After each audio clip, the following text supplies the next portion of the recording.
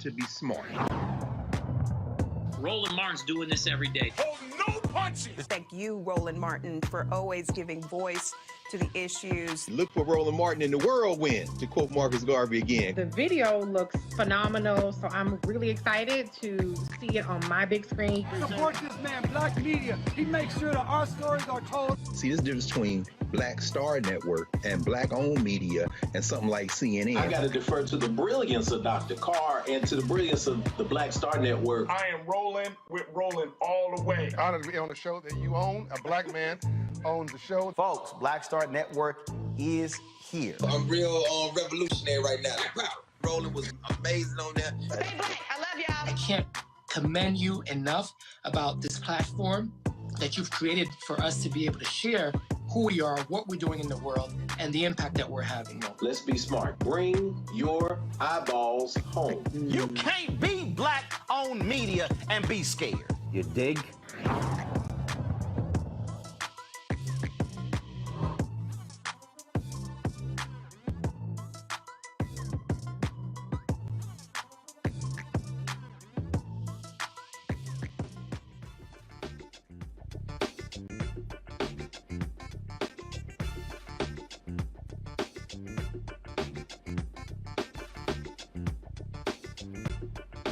It's Thursday, April 21st, 2022. I'm Reese Colbert sitting in for Roland. Here's what's coming up on Roland Martin Unfiltered, streaming live on the Black Star Network. Florida Republicans passed a congressional map after a sit-in protest by Black lawmakers. That new map, backed by Republican Governor Ron DeSantis, gives the party a significant advantage in November's elections by eliminating 2 majority Black districts. We have 2 Florida lawmakers who participated in today's protest and a voting rights activist on the show tonight. A Nevada state senator is giving up her state Senate seat. She's focused on becoming the next mayor of North Las Vegas. Pam Spearman will discuss why she's the best candidate for the job. What appears to be the arrest of a young Black boy accused of stealing a bag of chips by Syracuse police is causing outrage and debate about how cops should treat children. It's taking 2 years, but a Connecticut state trooper faces manslaughter for killing a man after a high-speed chase. In Tennessee, while state lawmakers sign a bill requiring the teaching of Black history in schools, a Black Tennessee mayor declares April Confederate History Month. We have a lot to talk about tonight. It's time to bring the funk on Roland Martin Unfiltered, streaming live on the Black Star Network. Let's go. He's got it. Whatever the miss, he's on it. Whatever it is, he's got the scoop, the fact, the find. And when it breaks, he's right on time and it's rolling. Best believe he's knowing. Putting it down from sports to news to politics. With entertainment just for kicks, he's rolling. It's on go, go, roll, y'all. It's Roland Martin, yeah. Rolling with Roland now. He's funky, he's fresh, he's real, the best, you know he's Roland Martin now.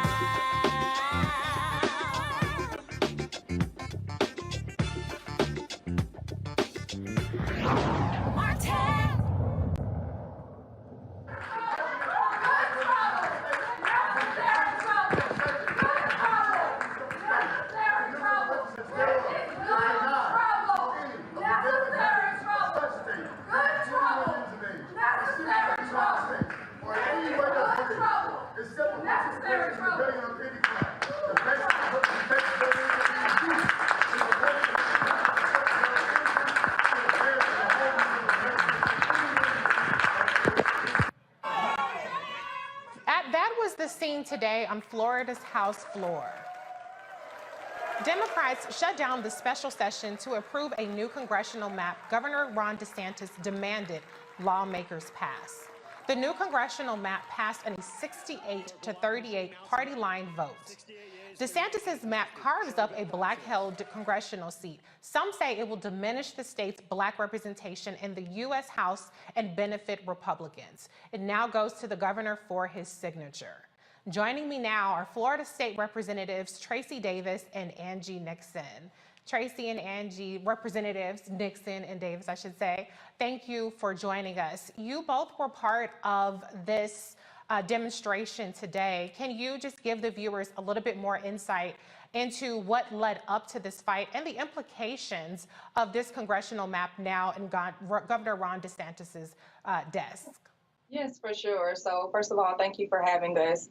So what we witnessed today was a direct attack on democracy after taking part in good trouble, necessary trouble, a peaceful sit-in. We saw that the will of an ambitious governor just, it played out before us today. And so what we have here in Florida is an ambitious governor who cares no more about being governor of Florida, but he is making a play to be the president of the United States. Governor DeSantis is a bully, and he is attacking Black people, and he is doing it on the backs. He's doing it on the backs of all Floridians. This map is unconstitutional. It is illegal, and it is eliminating 2 Black congressional seats. And this, again, is all because he wants to ensure that his party stays in control. Right. Do you have anything else to add to that? Yeah, this was, and thank you for that. This was just a culmination and the last straw. Over the last 2 sessions, it has been a complete attack, like my colleague said, on Black people, from the individual freedom bill, the Stop Woke Act, to the elections bills that we've dealt with here in Florida, to just the Don't Say Gay bill, to also the anti-protest bill. So today was all about the last straw and just making sure that Black voters understood we heard them, we were with them, and we're going to fight alongside of them. And that's what today was all about. I want to bring in Brent Frazier, who is president of the North Side Coalition of Jacksonville. But before I get to you, Ben, Representative Davis, can you just talk a little bit about the fact that because of Governor Ron DeSantis' obstruction of a special election, much of the Black representation in the state legislature went vacant for a good portion of the legislative session. For those who are not familiar with that, can you talk about even how Ron DeSantis has already disenfranchised the voice of Black voters in the state? Absolutely. We had an election in Broward County, and that election left many of our Broward County residents in that part of the state missing representation. And that all had the remnants and the fingerprints of our governor not calling for an election to make sure those voters were represented while we were here doing the business of Floridians. And so again, this governor has just put his fingerprints all over making sure Black voters do not have a voice in this House. Right. Ben, I want to ask you a question because, we've seen a lot of these moves, as both representatives have detailed, that Ron DeSantis has done. And it seems to me that while everybody's paying attention to the Disney special district, there hasn't been enough attention on what's actually happening with this congressional map. Can you just talk about the importance of the demonstration that we saw from those who protested, including the representatives, this illegal gerrymandered congressional map? Can you talk about how it's important to have protests, even if the end result feels like it's inevitable? Well, I should say first off that we are so very proud of these representatives. This was an unprecedented move, a direct action protest on the floor of the Florida House. This is the kind of bravery and the kind of courage that was symbolized by John Lewis when they crossed the Edmund Pettus Bridge. You understand that experts will tell you that this redistricting is about statistics, numbers, metrics, but I'm here to tell you it is a lot more than that. This, in effect, is the story, the hard-fought fight that we had about the right to vote, ancestors and activists who led us in this struggle through blood, sweat, and tears.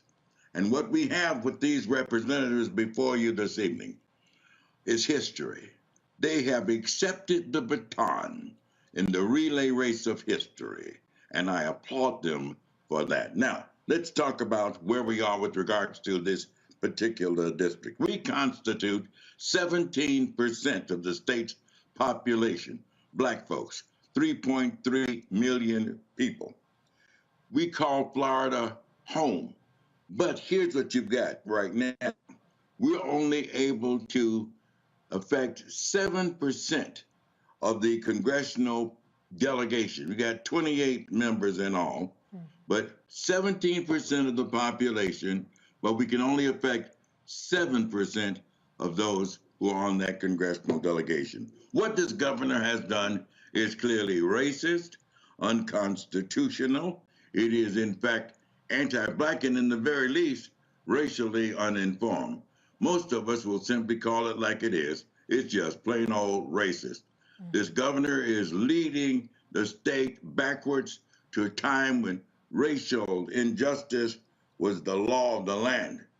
The right to vote was the crown jewel of the civil rights struggle. We cannot allow this man to take that back. He appears to be hell-bent on turning the hands of time back to Reconstruction and Jim Crowism. We've got to stand up, and I'm so happy to see that these representatives were bold and courageous in doing what they did today. Absolutely. I think that it's an incredibly bold and important move because there needs to be urgent attention paid to Black representation in the state of Florida. Representative Nixon, though, one of the things I noticed in the discussions, in particular what the Republicans are trying to couch this as, is that it's actually discriminatory to take into account Black voters and the percentage of Black voters in a particular district, and that itself is racial gerrymandering. What's your take, or can you just explain the hypocrisy or the doublespeak that's happening to try to make it seem like what they're doing is actually less discriminatory than the congressional maps prior? Yeah, so it's the hypocrisy and the inconsistency for me, right? So they always change the rules to fit their narrative, always.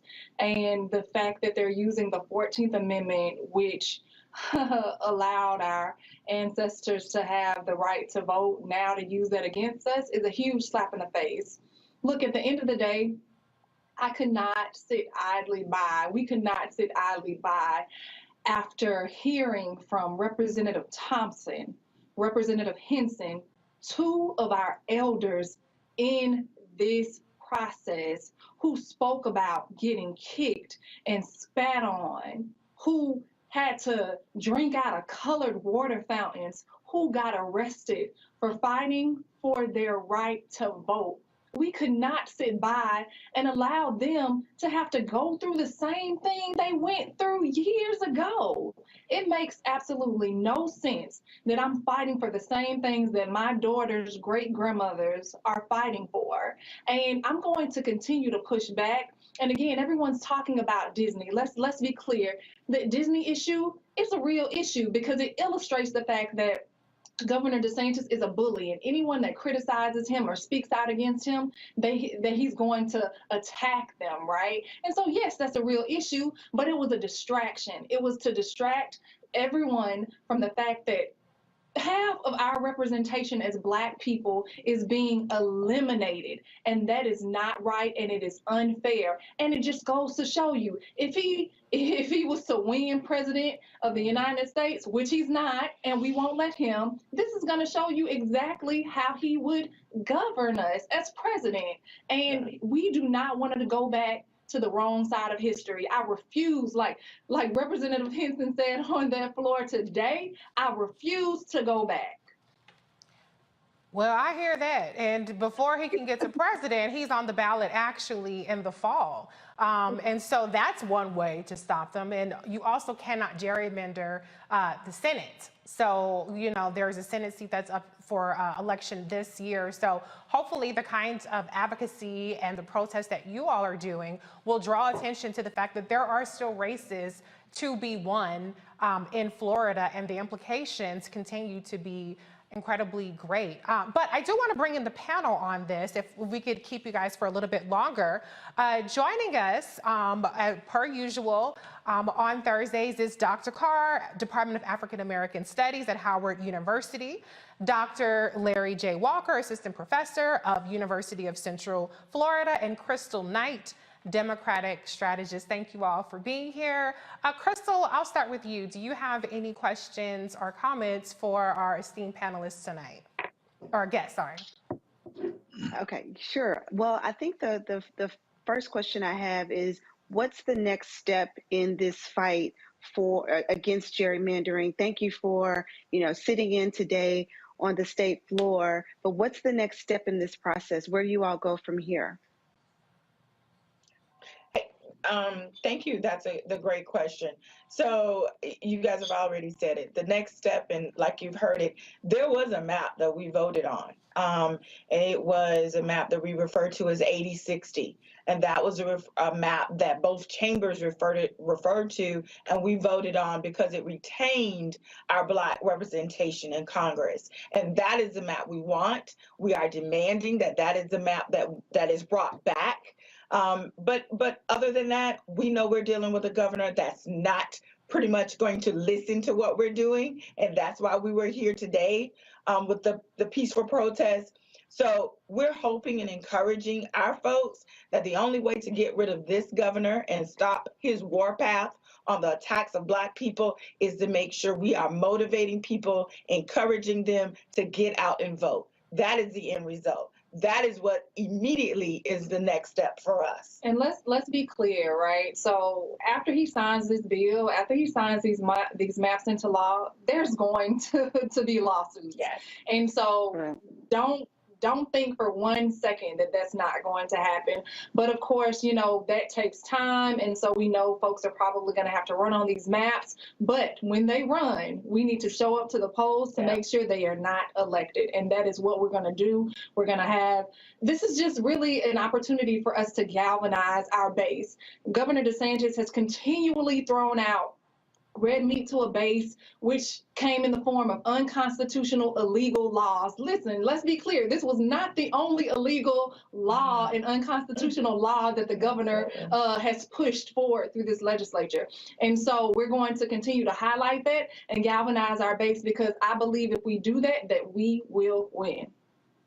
I think that there's also a need for us to recognize the grassroots campaign that we're going to have to wage. We must always remember that this is where it starts from. We must continue to agitate, as you did today. We must continue to educate, and we must continue to organize and mobilize. We've got to communicate with our folks at the ground level. We can make this happen, folks. Ours is a message not of fear, but of faith. We start here, but we're going to end up there. We will rise. As the saying goes, the arc of the moral universe is long, but it bends towards justice. We must continue our struggle until victory is won. That is very inspiring words. I'm going to go to Dr. Carr. Do you have a comment or question for our guests? Yes, thank you, Reese, and thank you all for waging the fight. With all due respect, I don't look at the cornpone governor of California, of Florida, as a bully. He's a punk. And so that in mind, I mean, a bully has some strength. This punk needs to be dealt with as a punk. And I'm saying that, and I guess I have a couple of questions. Number one, why is this man's approval rating in the mid-50s in the state of Florida? And the other question is, you're absolutely right, as we know, it's going to go to court. Isn't there an amendment, the Fair Districts Amendment in the California, I'm sorry, I keep saying California, in the Florida Constitution? Do you expect the Florida Supreme Court to uphold that amendment as constitutional and thereby restore the districts?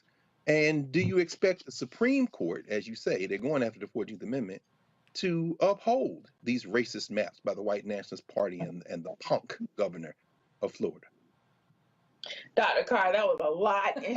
That was a lot in that, but I'll try to address the first one where you said he's a punk, and I think we agree, and so we thought today was time for us to stand up to this punk that we normally don't refer to as our governor. He's someone else's governor. So that's number one. You also asked, do we think the approval rating for this governor?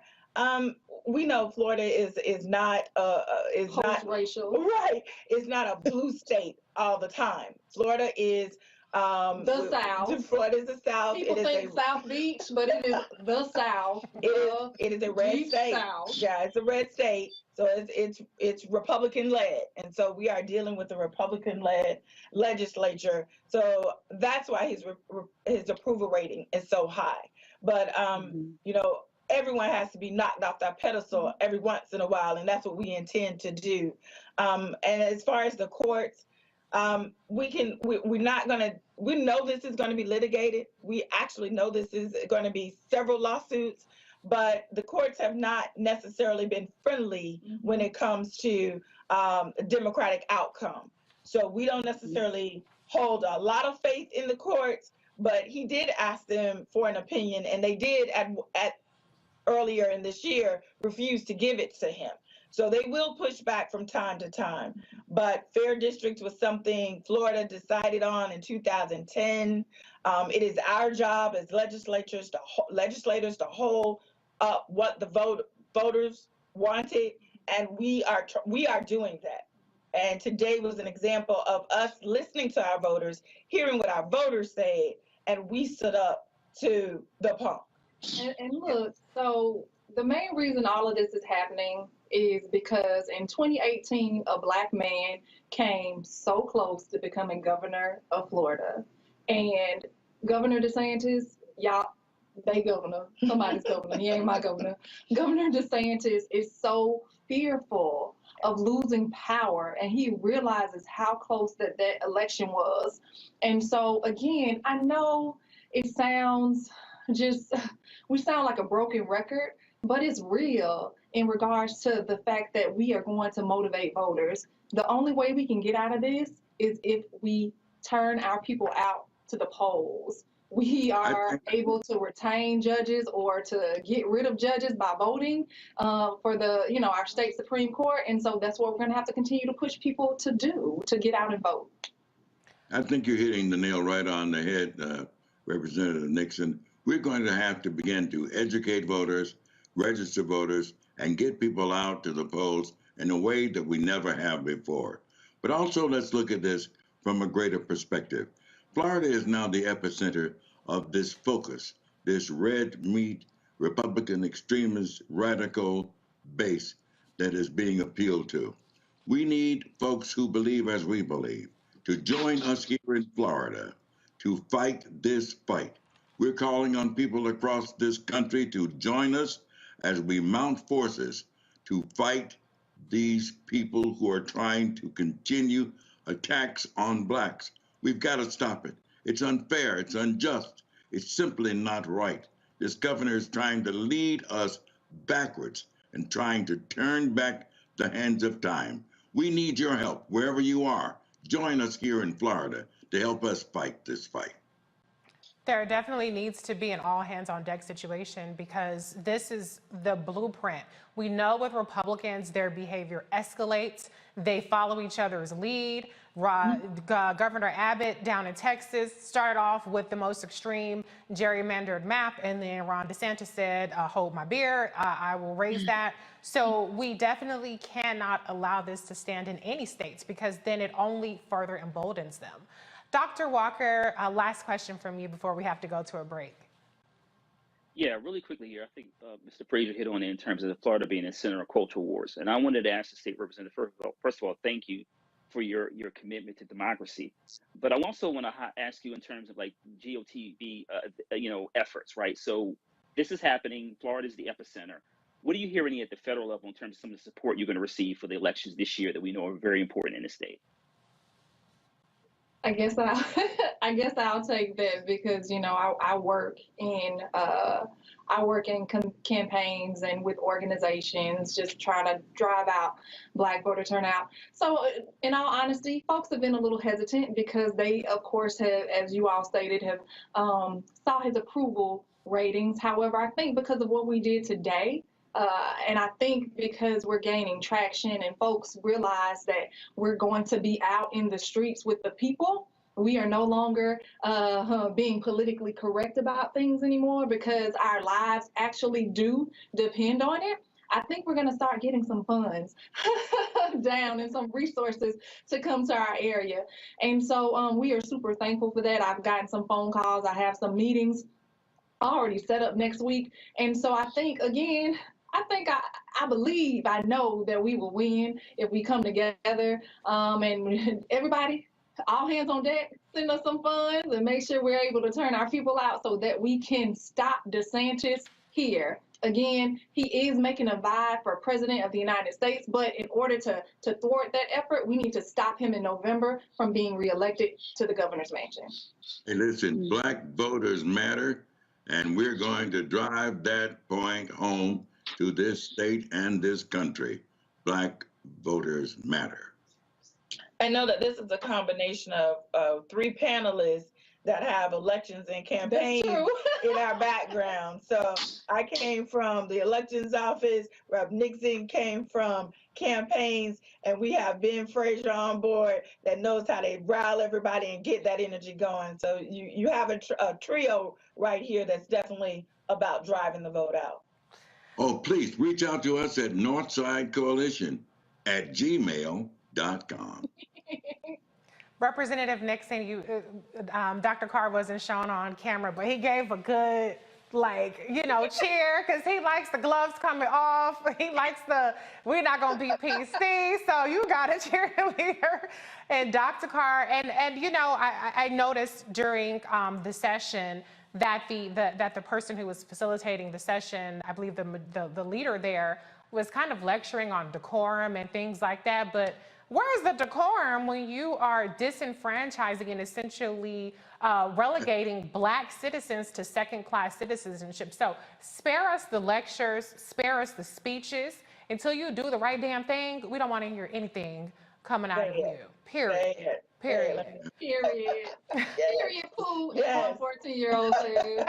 Exactly. Yes. And then just one last question. Oh, sorry, Doc. Did somebody have something? I felt like I heard something. I just wanted to again applaud these folks, these politicians, these elected officials who are brave enough to stand up and to make a stand and to speak out for what is right. Thank you so very much. We need more elected officials like you. Yes, we do indeed. I just want to ask one final question, though. Either representative, if you can answer this. Congressman Al Lawson is one of the people whose seat is in jeopardy. Congresswoman Val Demings is running for Senate, so she's not running for re-election there, but her seat is another one that has been gerrymandered to the extreme. Is there anything that you guys are doing, or is there anything that's being done to help these specific candidates that are the electeds who would be affected by this congressional gerrymandering to get them more resources? Well, we have been in contact with Congressman Lawson, and he's released a statement, but I think he's tried to stay in a median area because he doesn't want to talk about incumbency, right? And he doesn't want to be accused of always being in front of the camera talking about incumbency because we are dealing with his district. So as far as dealing with the district and talking with Congressman Lawson, we are here with him. We're here to support him through this, and we're here to support any candidate that feels the need to attempt to run for this seat. I mean, again, it's candidates we need, and we need our voters up, out, educated, and voting. So we're here to support him through this. Right. As we continue this legal struggle, we simply will continue to rally, to march, to demonstrate, and to make clear our dissatisfaction with the racist policies, practices, and procedures that this governor is affecting here in the state of Florida.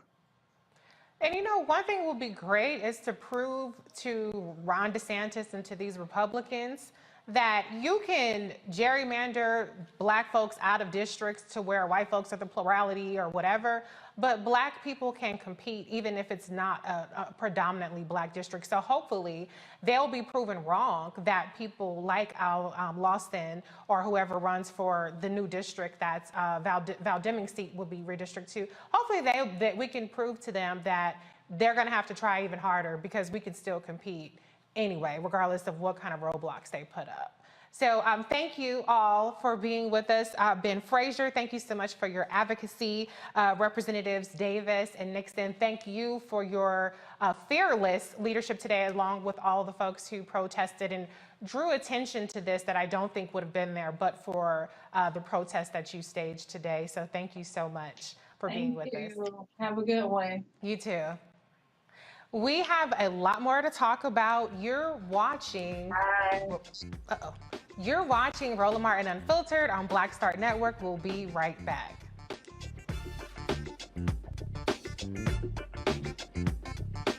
I'm Deborah Owens, America's Wealth Coach. And on the next Get Wealthy, you'll meet Jandy Turner, who took her love of sports, expanded her network, and created a thriving business. I settled on developing a golf event planning business, which in and of itself has been very viable for me. One of the things that I've learned from producing hundreds, if not thousands, of golf tournaments is that business gets done on the golf course. All on The Next Get Wealthy, only on Black Star Network. Pull up a chair, take your seat. The Black Tape with me, Dr. Greg Carr, here on the Black Star Network. Every week, we'll take a deeper dive into the world we're living in. Join the conversation only on the Black Star Network. Hey everybody, it's your girl Lunel. So what's up? This is your boy Earthquake. Hi, I'm Chaley Rose, and you're watching Roland Martin Unfiltered.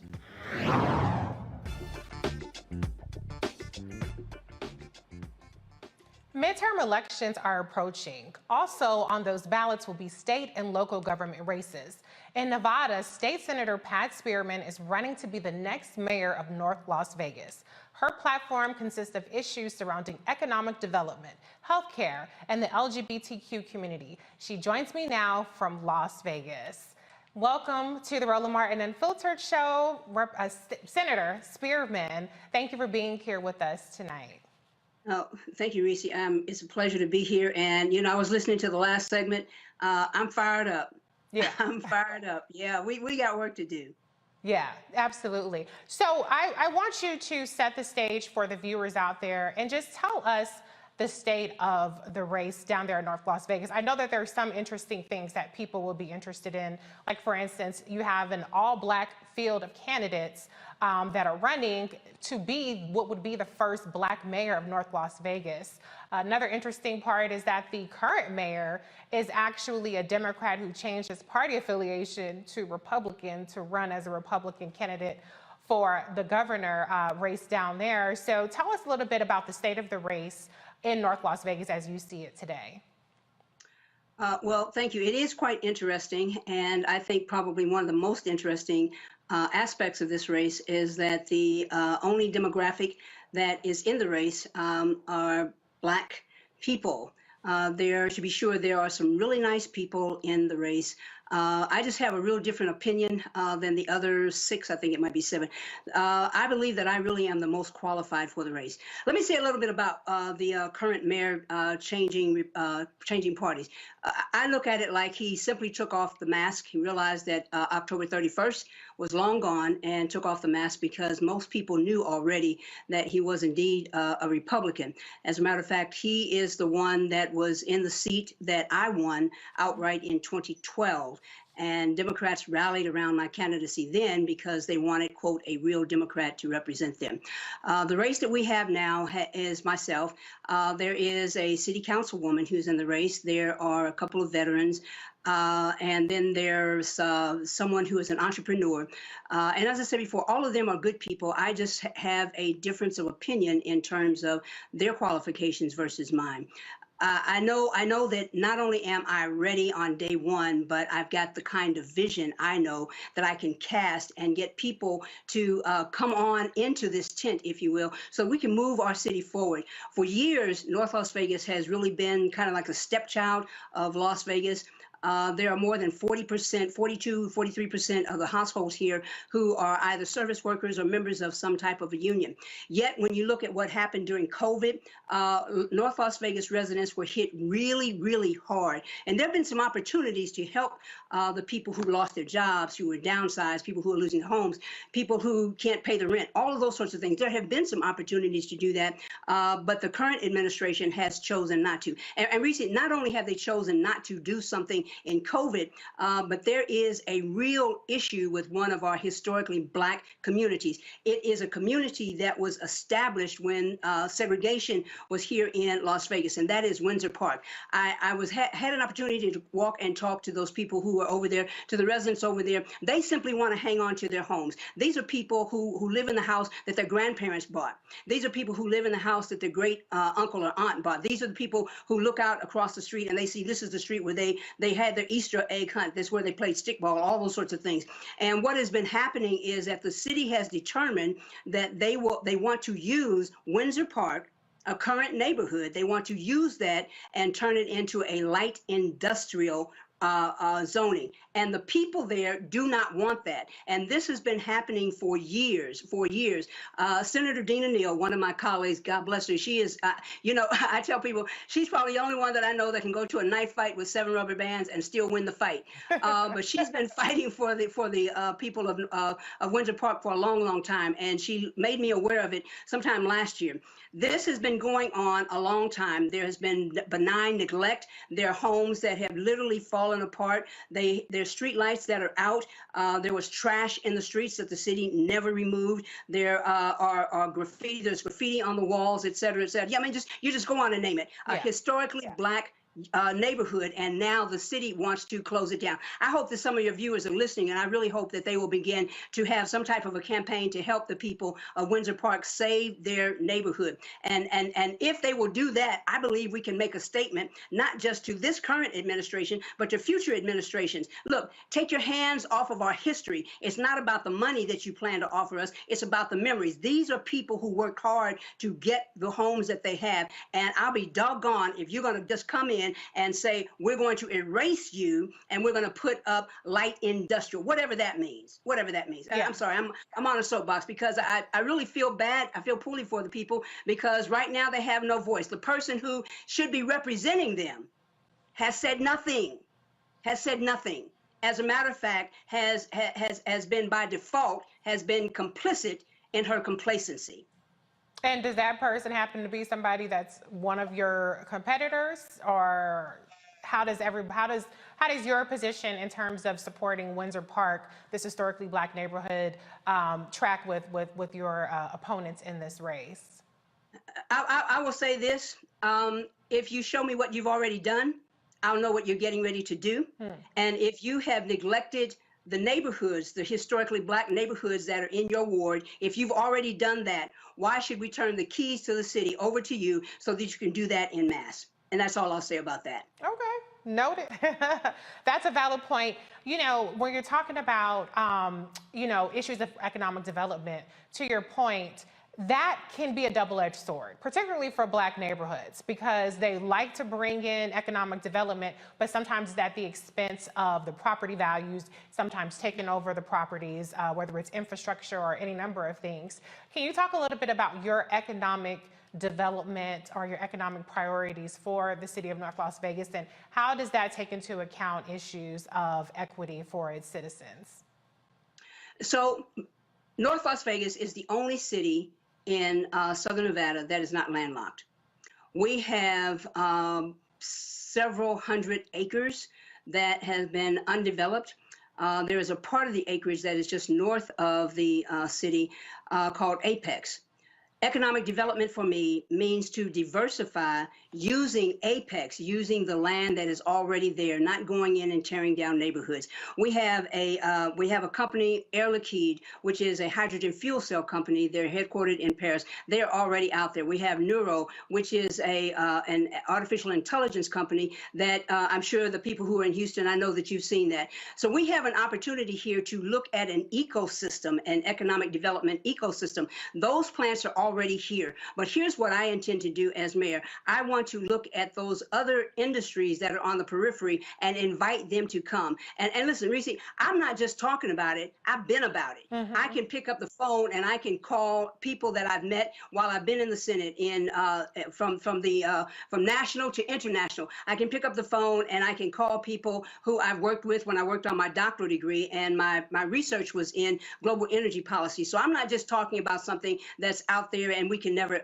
attain it. I'm talking about something that I know that we can have. And so neighborhoods that have been neglected will once again be respected, because we're not going to go in there and tear them down. We're going to use the land that has not been developed, and we're going to cast a wide vision and look at the ecosystem, because once you get industrial companies out there, once you get advanced manufacturing, all of those things, now you're talking about opportunities for entrepreneurs, because somebody's got to supply the toilet paper, somebody's got to feed them, somebody's got to clean it, somebody's got to fix the whatchamacallit when the duflachi falls apart, and the thingamajig, nobody knows how to fix that. So I'm talking about economic diversification using the industries, the energy industries, the technology industries that are already there. And I'm talking about using that to be a base for the ecosystem that we can create. And not only is it just a base of the ecosystem that we can create, we're talking about jobs that start, most of them start at $25 an hour. And that doesn't even include benefits. Now, what does that mean? That means for someone who gets a job that starts at $25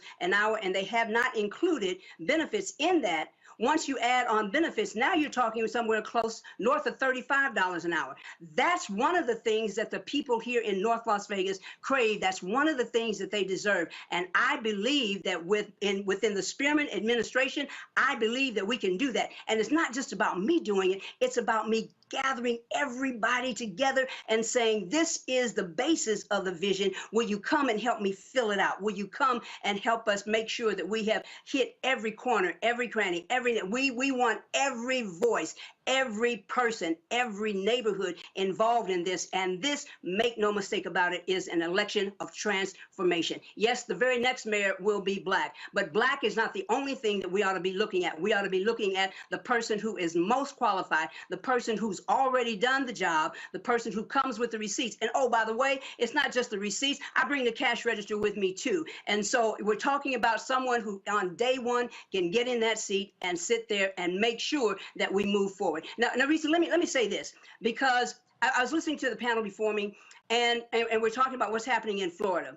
I hope everyone realizes that Florida is a microcosm of the political platform and plan that will be used in 2024, because you're looking out and you're seeing people who look like us. You're seeing people who may even talk like us, but they are not about us. I think it was Zora Neale Hurston that said, all my skin folk ain't my kinfolk. And so the Republicans are co-opting many people in the Black community, and I don't know how they're doing it. You know, the thing that comes to mind with Easter being last Sunday, the thing that comes to mind is, what are you going to get for those 30 pieces of silver? Once you sell your neighborhoods out, once you sell your people out, once you sell freedom out, once you sell equality out, what are you going to get for those 30 pieces of silver? And so I hope that people all across the country, to include here in Nevada, recognize that Republicans are playing in every race, every election, every race, every seat. That's what's happening. And just because they have gotten someone from the Black community, from the brown community, from the LGBTQ community to come, and they've co-opted them,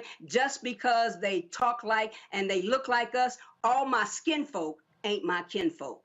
Well, we definitely know that. And, you know, we can't only We hear this all the time. Usually it's to try to diminish a black candidate versus a non-black candidate, but it's even more so critical when we have a race that has an all-black slate of candidates. You have to look that much closer and not just any, many, mighty, mo, because everybody black will all be good. So thank you, Senator Spearman, for joining us tonight. Tell people how they can support your candidacy or learn more about your candidacy. Sure. Please go to patspearman.com and learn about our priorities. Go to patspearman.com. And if you have additional questions, you can send them to us at pat@patspearman.com, and I'll make sure that we answer it. This is a race that we must win, and we must win it with someone who is qualified, someone who can go the distance, and most importantly, someone who has the fight in them and will take the fight to people who want to tear down our neighborhoods, who take the fight to people who want to destroy our future, take the fight to people who care nothing about our seniors, take the fight to people who don't want to pay attention to our young people. PatSpearman.com. I'm the one that needs to win this race, and I'm working hard to do just that. So, Reese, thank you. I appreciate the opportunity to be on this platform. God bless you. Thank you, Senator. There is more to come on Roland Martin Unfiltered. We'll be right back after this break. You're watching Roland Martin Unfiltered on the Black Star Network.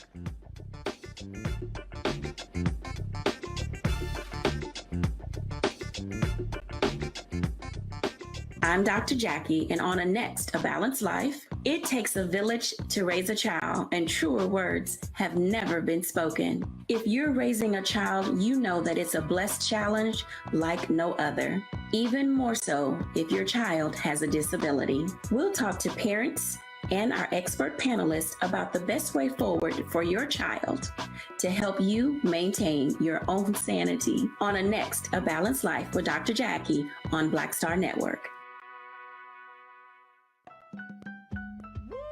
We're all impacted by the culture, whether we know it or not. From politics to music and entertainment, it's a huge part of our lives, and we're going to talk about it every day right here on The Culture with me, Faraji Muhammad, only on the Black Star Network.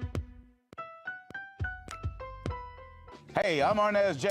Black TV does matter, dang it. Hey, what's up, y'all? It's your boy Jacob Lattimore, and you're now watching Roland Martin right now. Stay woke.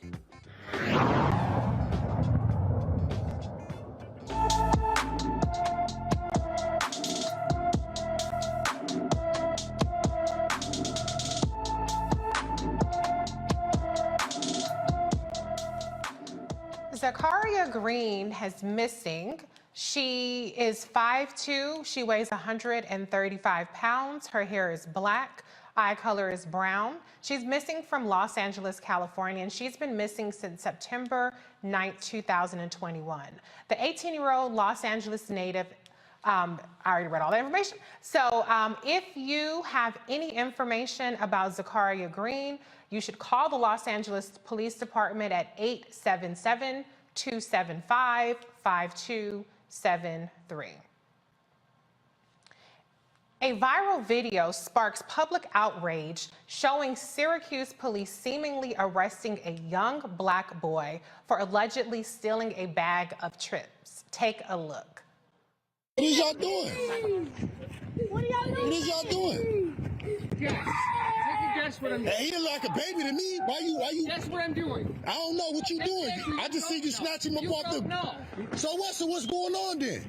You're stealing stuff. If he breaks into your house to steal something. Nah, man. What you selling, a bag of chips? So y'all treat me like a whole cold-blooded fucking killer? Keep walking, dude. You don't even know what you're Keep walking. I do. I know what I just came up and see. I know the fuck I just came up and see. Okay, what did you see? I see y'all snatching him up a bike like you're a fucking grown-ass man. Ain't he saying it wasn't him? Fuck is y'all doing? That's crazy. How old is he? 10 years old? Fuck is y'all talking about, man? That's against the law. Fuck is y'all doing? You cannot put that. What is y'all doing? Take the fucking chips. If he stole some chips, I'll pay for them. I'll pay for them. You don't even know where he lives. Y'all just throwing him in the fucking car. That's what they do. They come here. Fuck is y'all doing? Leave him alone. Show camera. That's all we can do. He a kid. Folks call the officers' actions extreme. Syracuse police released the statement about the incident. We are aware of a video being shared on social media involving several of our officers and juveniles accused of stealing from a store on the city's north side. The incident, including officers' actions and body-worn cameras, are being reviewed. There is some misinformation involving the case. The juvenile suspected of larceny was not placed in handcuffs. He was placed in the rear of a patrol unit where he was directly brought home. Officers met with the child's father and no charges were filed. I'm going to bring in the panel on this one. And before I say, you know, the language in this statement is troubling. And it just shows the criminalization stance, posture they're taking towards a child, larceny, and referring to handcuffs. And, well, he wasn't handcuffed. So fucking what? You had this little boy who was hysterical, crying with his arms behind. I've had my arms pinned up behind my back by a cop before, okay? And I woke up the next day and my wrists were very much swollen and injured. And so this whole notion that just because they didn't handcuff the boy, that's okay. No, the hell it is not okay. So there's just problematic language in this statement beyond even just what we saw with our own two eyes. Crystal, I'm going to start with you. What is your reaction to what we saw on video and to the Syracuse Police Department statement? Yeah, I think I want to first start with what we saw on video, and it's very disheartening. And, you know, we continue to see cases like this over and over again where police are, you know, violently aggressing Black children, Black men, Black women, and brown victims as well here in America. The other thing that I want to bring up is that we talk about, or the statement talks about, that the child was not arrested, but the mental health of this child is already damaged just by this incident. And that's something that always gets lost in this, you know, police and victim, you know, conversation. We don't talk about the mental health that we are putting people through, the trauma that we're putting children through just by being arrested. This is something that this young boy will remember for the rest of his life, and he will have this you know, unnecessary association, or this violent association with policing in this country, not only because of the experience that he himself has gone through, but what others have gone through as well. And we continue to see these, you know, instances happen over and over again. And it really reminds me that the George Floyd Policing Act, it still has not been passed. It also reminds me that criminal justice reform, which is something that the president championed when he was, you know, running for office, that still has not been addressed. And so many of the things that the Black community is asking out of this administration, they continue to happen over and over again because they have not been addressed legislatively. Law has not been codified to make sure that Black people are protected from police officers in this country. And so until it does, we will continue to see more and more cases like this arise. That is true, but I think Dr. Carr would argue that you can't train humanity or cops seeing the humanity if that's not their posture, which we pretty much know it isn't from looking at that video. Dr. Carr, your reaction to what we just witnessed? I agree with you. Yeah, of course, Reese. Yeah, and while we continue to fight, as you say, Crystal, we recognize that these officers were not behaving incorrectly. They were doing what they are expected to do, which is terrorize our people. The long reparations movement does not characterize the system that we live under as the criminal justice system. They call it the criminal punishment system. And those two punk cops, those hunters, those patter rollers, who have no fear, who are under no accountability, were terrorizing a child. And fortunately, there were adults. We heard the brother who intervened with the cell phone there, the video. And as you say, the patter rollers, the terrorists, the domestic terrorists, the occupying army, and look at this punk. What if he was in your? What if he was breaking into your house? You punk. You punk. You're right along with Andrew DeSantis. All you white nationalists, you just don't have a hood. In fact, your KKK hood is your little punk ass knit cap, and with your you know, whatever drugs you've taken to pump yourself up in the gym in between your shifts. But the response of the police department is to be expected. This is nothing they had to draft. In other words, we know it's almost as if, in fact, they have a stock book So the first reaction is, this is incomplete. This doesn't tell the whole story. And then they try to act as if their criminal behavior wasn't criminal behavior. He wasn't handcuffed. He was detained. See, the only time this is going to stop is when you put your hands on a child and then you perhaps don't have hands. I know that's right. I did appreciate the brother, though, who was, you know, he was giving that energy. He was making it uncomfortable for them. Is not doing what you suggesting, Dr. Carr, but they have to be robbed of the joy and the adrenaline rush that they get from terrorizing Black folks. And we're still talking about a child. I mean, Dr. Carr, like you bring up, well, what if he's breaking into your house?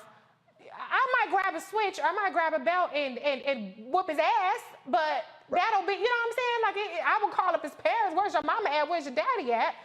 Who is even calling the cops? I was looking so hard to try to find out, how did the cops even get involved? Was it the punk ass store owners that called? Did you call the cops on 3 kids, an 8-year-old and his 2 brothers, over a bag of chips? That's what I want to know. I want that answer, because to Dr. Carr's point, we have to have consequences for these folks that contribute to criminalizing our kids, not just the cops. That store, I'm not saying burn it down like we did in Rodney King in the LA riots, but what I'm saying is there should be a boycott, there should be a protest, there should be something saying, you know, you need to come up with other means to enforce, you know, shoplifting. I'm not saying kids should be stealing, because I know people be in the comments dragging me. I'm not saying that, but what I'm saying is you should not be involving the cops over a bag of chips. Dr. Walker, what is your... Before Larry, before you jump in, Doc, I just wanted to mention, don't want people to miss what you just said.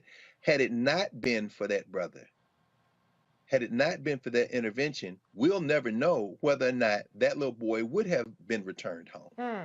Because at that point, they realized they were in trouble. Yeah. So we don't know what would have happened had he not intervened. So in some ways, he probably did alter the outcome just by doing what you said he did. That's right.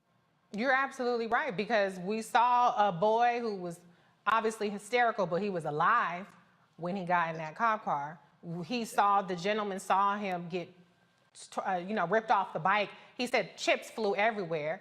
You didn't see no guns, you didn't see no knife, because they try to pull all that shit out, try to make it seem like my life was threatened and this, that, and the other. So to your point, Dr. Carr, absolutely.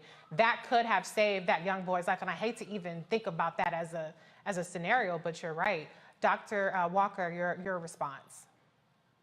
Yeah, so Reese, you know, this is part of a larger issue, how Black people are dehumanized, right? So we talk about, TV, movies, etc., music videos. Black folks are dehumanized. And so we would talk about the language they use, larceny, in the press release. And so we also talk about the criminalization and trauma, how Black males and Black folks in general are traumatized. This young brother has been criminalized at an early age over, assuming it's a bag of chips. You heard the brother say that he would pay for the bag of chips. But like I said, we need to have a broader discussion about just how society abuse Black folks. We see also that a lot of research out there shows that Black children are seen older than they really are when it comes to general society. And that's another added issue that Black children have to deal with. They're seen older than they really are. So to snatch up this young brother off a bicycle, who's a child, my child, or anyone else in this panel, right? Yeah. So to snatch him off a bike and treat him like that, he criminalized him at an early age. And once again, this is a part of the larger issue of how Black folks are viewed in our society. People don't see our humanity. And when you don't see someone's humanity, whether you're snatching them off a bike or snatching their voting rights, you don't have a problem with it. Yeah, you're absolutely right. I mean, we say it, I feel like I say it every week. If Dr. Carr doesn't say it, they have a no humans involved approach to policing Black people, including children. I mean, this is part of the reasons why I'm not saying people can feel how they feel about defund the police, but one of the, initiatives of defund the police is to change out police officers from schools, because to your point, Dr. Walker, they tend to over-police Black kids, think of them as adults, and abuse them in a way. I mean, we've seen this because this guy just so happened to be walking down the street, but this kinds of stuff is happening in schools everywhere, and they're labeling kids as troubled kids or disruptive or whatever the situation may be. So we have to really do better by our children. Before we move on to the next story, Crystal, I just want to go to you because there was one specific word in this police statement that really pissed me off. And it was referring to what has been out there as misinformation. I am adamantly opposed to misinformation. I spent so much time combating it. What we saw was not misinformation. We saw with our own two eyes what this little boy was subjected to, which is unconscionable, knowing that the accusation was that he had a bag of chips, allegedly. That may not have even been true. Can you just talk about, and Dr. Carr also mentioned this a little bit, just the way now that, words like misinformation or, how he said earlier, well, what happened before or what happened after are really being used to undermine accountability for these police officers. Absolutely. So what we know right now, based upon the case or the video that we saw, we know that the police officers roughly handled this child. They were very aggressive. They were also very terrorizing and traumatizing to this young child. One of the things that we've seen police departments do across the country, they are co-opting the language of activists, right?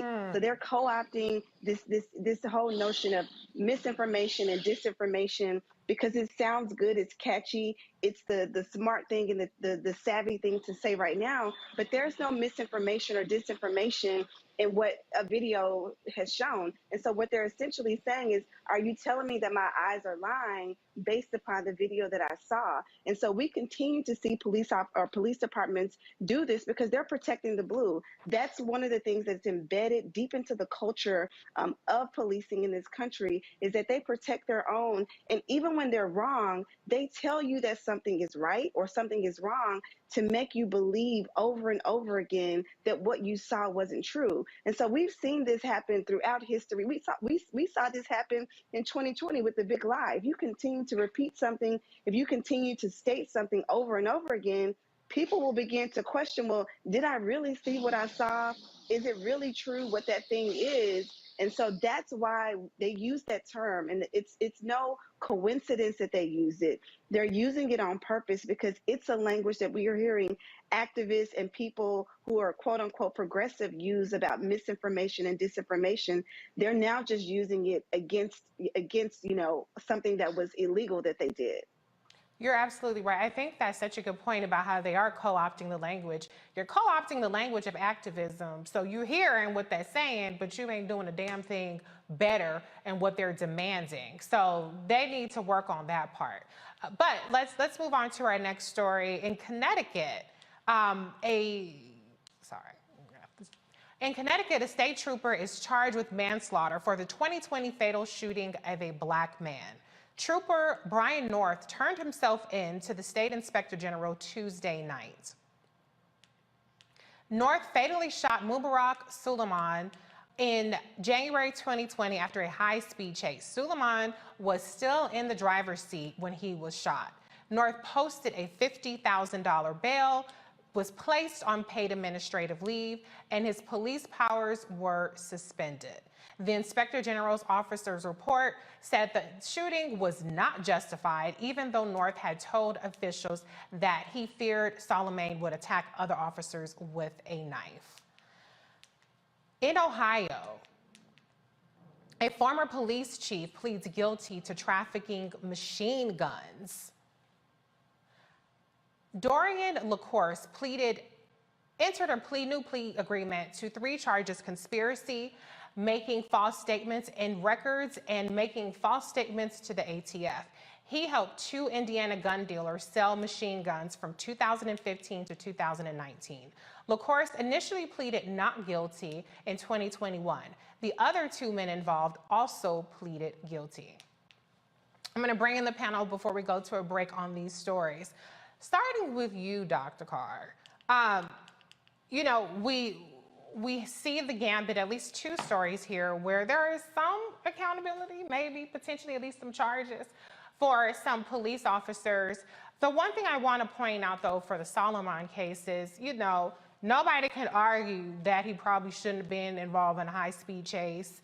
And you know, whatever, there were some complicated situations there, but I always caution in trying to impose a perfection standard when white folks get on high. I used to see them all the time when I lived in LA. It was always a high-speed chase, and usually it did not end in some white man getting shot by the police on national TV. So they know how to apprehend people without shooting them. What is your reaction to kind of that, the fact that, yeah, he shouldn't have been in a high-speed chase, but Reverend Al Sharpton said it best, that means he should have been on trial for a high-speed chase, not, you know, executed.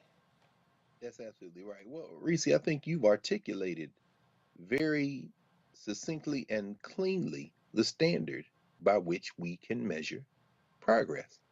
Would this have happened if the person had been white? It's very simple.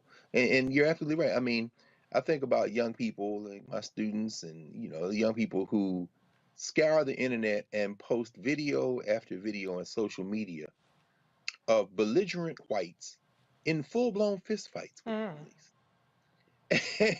And you know, underscoring the point that you raised. I mean, this young man should be alive. Brian North got 2 more years of paychecks, and who knows whether he will be convicted. And in the case, of course, with the Ohio police chief and these 2 Indiana gun dealers, I mean, we live in a society that not only tries to humanize the police, but celebrates them as the most human. And all you have to do to test that is to look at any network television evening with police procedural dramas. They're doing the best they can. They're really humane. Yeah. These cats are straight up selling guns across state lines. Now, to use your model, make that 2 black Indiana gun dealers and a black Ohio police chief, and see how quickly they would have been snatched up and put under the jail. So I think you've already framed it. Just switch the races and play out how it might play. And I think there's the answer. You framed it for us.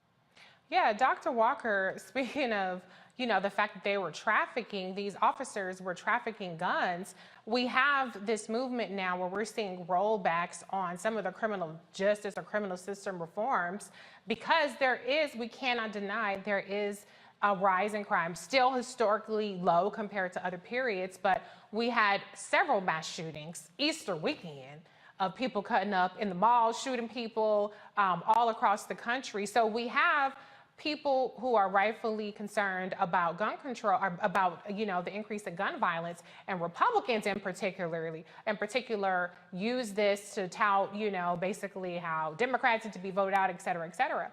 But then you have cops trafficking guns. They put hundreds of guns out on the streets, and these guns were supposed to be, now you could argue, I don't know if cops need to have assault rifles and these high capacity, you know, weapons either, but these are the weapons that are intended for police departments, and they're putting it out there on the street and making a crap ton of money behind it. What's your reaction to that part? Yeah, so, you know, Reese, I think the conversation, the rhetoric on you know, curbing gun violence is interesting, particularly as it relates to this case, right? So President Biden's talking about ghost guns. The mayor of a city like Baltimore talked about ghost guns. You've heard that conversation about ghost guns in various jurisdictions throughout the country. But you compare that with this case in Ohio, when they are just out trafficking, right? So that's what they're traffickers, right? Yeah. They're not law enforcement anymore. They're traffickers. So it's always interesting in terms of language we use when we describe people, right? Because they're not officers. They're not following the law, and they did this purposefully, right? So they knew what they were doing, and then they made money off of it, right? So they're gun traffickers.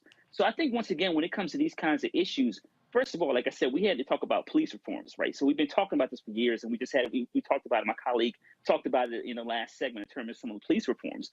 But we constantly are seeing these stories about law enforcement not only taking advantage of citizens, but taking advantage of systems in place to ensure we don't see this kind of corruption.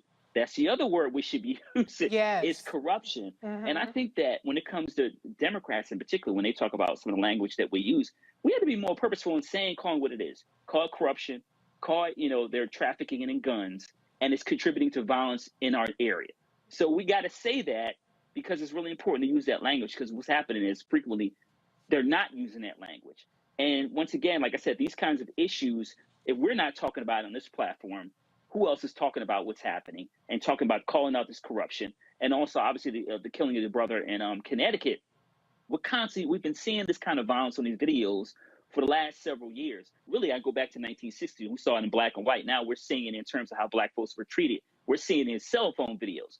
But once again, this idea between gun violence and videotaping it in U.S. society over the last several decades, we're constantly seeing it. What happens is we're being traumatized.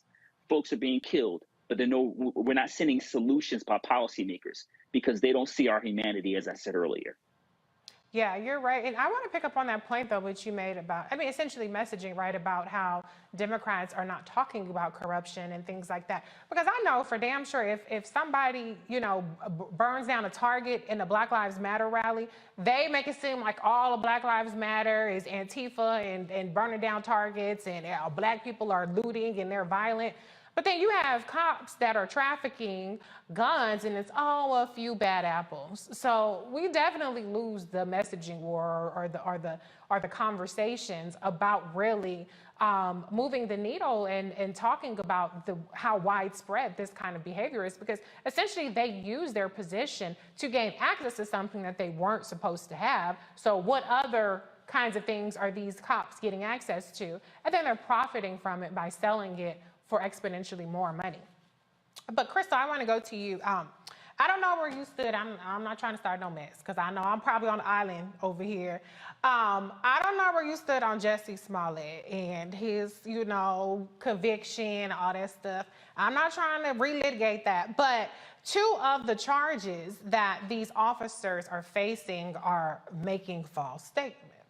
So I'm just curious to see how that part pans out, because when it was a black man, I ain't gonna say he innocent, but when it was Jussie, it was I think they spent millions of dollars actually prosecuting him over false statements. So all I'm saying is I want to see that same energy in prosecuting these gun traffickers for the false statements that they made. What is your reaction to both of these stories and the false statements part too?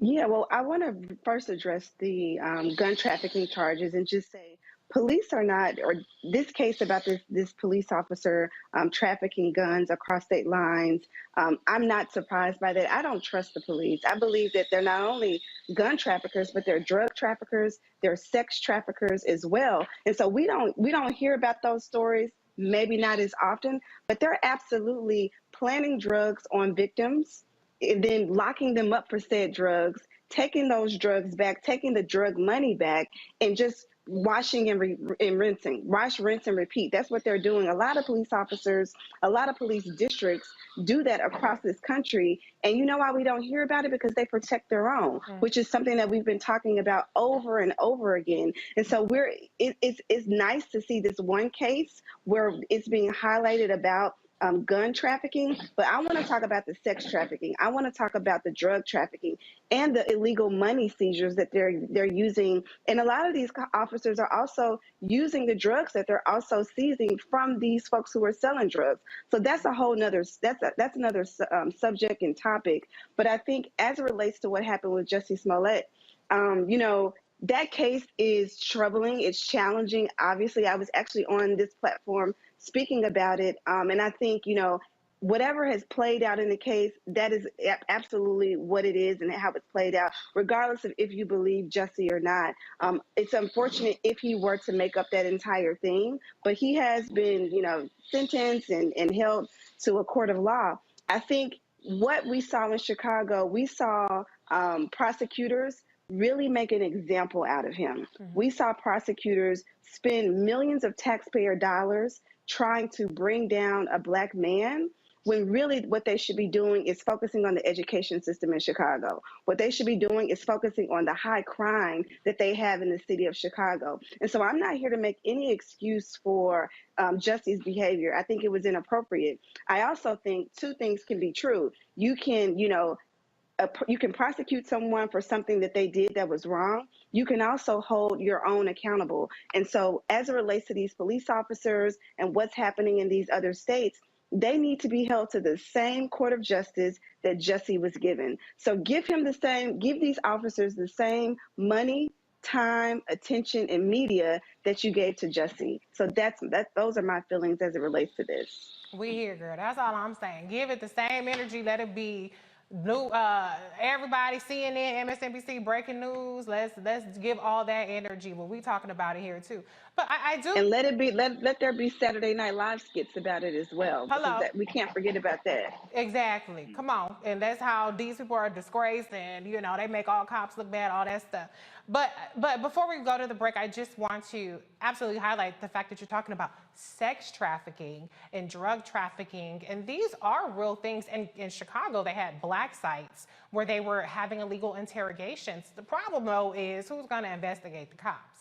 Because even it seems like at the federal level, they too busy looking at Marilyn Mosby's 401k. They're looking at Brian Benjamin, little 5,000, 10, however much he money. I'm not saying let black people get away with stuff. I'm not saying that. But what I'm saying is there are actual real abuses of power, corruption, as Dr. Walker pointed out, that are going untouched. And it's having real implications in terms of the violence and the degradation of our communities because they get free reign. So with that said, we're going to go to a break. You're watching Roland Martin Unfiltered on the Black Star Network. We'll be right back. When did you know that this is what I wanted to do? I think right after high school, because in high school I was in all the plays. Well, I was always funny, but I didn't know nobody would pay me for it, And then I saw Eddie Murphy. This was like '84 when I saw Eddie Murphy. Eddie Murphy was the hottest thing in the whole wide world, not just comedy. But anyway, he saved Saturday Night Live. If he hadn't started that show would be gone. He had done 48 Hours, Trading Places, his first Beverly Hills Cop, could wear the hell out of a red leather suit, and he wasn't but 23 years old. He was rich enough to pee cream, and he got all that telling jokes. I said, shit, I've been funny my whole life. I didn't know people give you money like that, so I went and got some Red Fox albums. I went down to my mama's basement where I was living anyway, and I stood in that mirror and played them albums and them jokes until I could tell them like they was mad. Wow. And that started me doing jokes, and then I went and did comedy in the street. I was standing on State Street, tell jokes and pass my hat, and white folks would come up and just hand me money, and I liked it.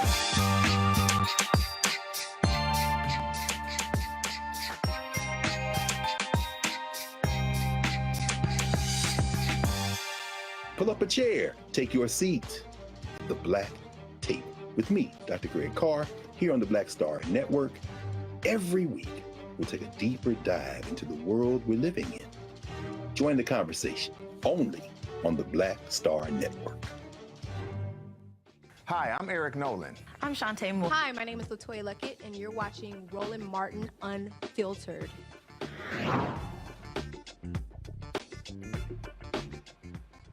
A federal judge grants the Black News Channel permission to borrow $1.6 million from its previous financier, Sal Khan. The organization will use the funds to pay vendors and a few staff members while it searches for a new buyer. Last month, the network closed its doors, filed for bankruptcy, and laid off hundreds of employees. Now, Roland did a masterclass on that. I don't think I can top that, so I ain't gonna even try. But what I do want to say about that is I hope that all of the energy that people put into, I didn't even know it was the Black News Channel, I'm just hearing about this and this, that, and the other, and we need more Black news and woo, woo, woo, all that energy, if they do manage to salvage it, which is what this whole arrangement is about, is they're trying to shop the network around. Apparently there is interest in buying it. I hope that y'all bring that energy back to watching it, because it wasn't nobody watching it. That was the problem. But you always can continue to watch and support the Black Star Network and Roland Martin Unfiltered, because we here. We not off the air, okay? And we in the building, all right? But bills are paid, staff is paid, and we're going to go ahead and go on to the next story. The sentencing of 3 men convicted of violating Ahmaud Arbery's civil rights when they murdered him is set for late summer. Travis McMichael and William Roddy Bryan will be sentenced on August 1st. Gregory McMichael will be sentenced 7 days later. The 3 men chased, cornered, and shot Arbery while he was jogging in a South Georgia neighborhood in 2020.